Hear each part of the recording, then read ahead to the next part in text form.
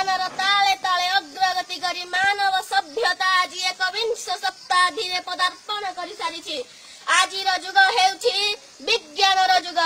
विज्ञान मनीषर पाद तले विलास व्यसन प्राचुर्य ऐश्वर्य आनी समर्पी देछि। विज्ञानर नव नव उद्भावन मानव जीवन को सुख संभवमय प्राण प्राचुर्यमय करी गढ़ी तोलिछि।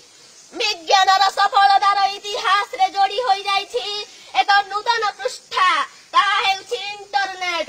मानवीय उद्भावनर शीर्षतम सफलता कहिले इंटरनेट बुझा जाए।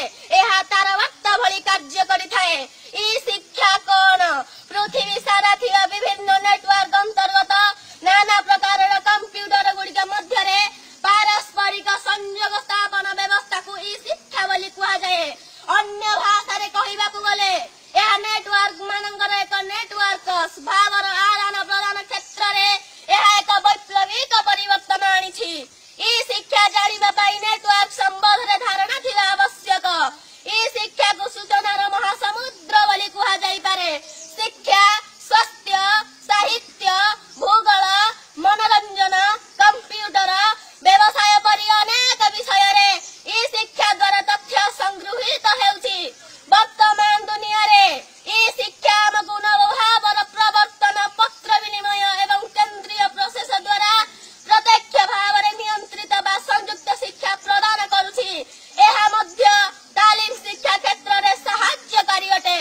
आधुनिक मानव सभ्यता रे ई शिक्षार बहुल व्यवहार दृश्यमान हेउछि। आजिर शिक्षा क्षेत्र रे ई शिक्षार व्यवहार जोगु पृथ्वी शीघ्र शीघ्र परिवर्तन होई जाजुल्यमय दुनिया रे पहुंची जाइछि। कथारे अछि education is the maximum utilisation of available resources.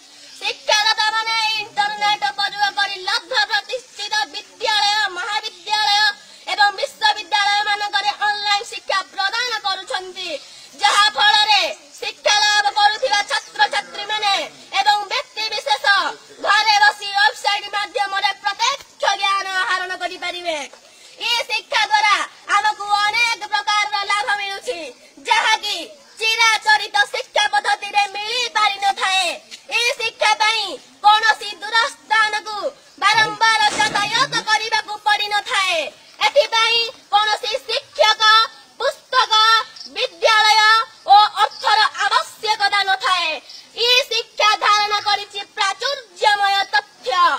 ई शिक्षा माध्यम रे सारा विश्व को गुणात्मक एवं परिमाणात्मक शिक्षा प्रदान करा जाउछि। ई शिक्षा हेउछि ज्ञानर गंताघर अटे। ई शिक्षार बहुल प्रसार द्वारा देशर कोणे कोणे ज्ञानर विकेंद्रीकरण होई पारुछि। जहा कि आधुनिक शिक्षा व्यवस्था रे ई शिक्षार भूमिका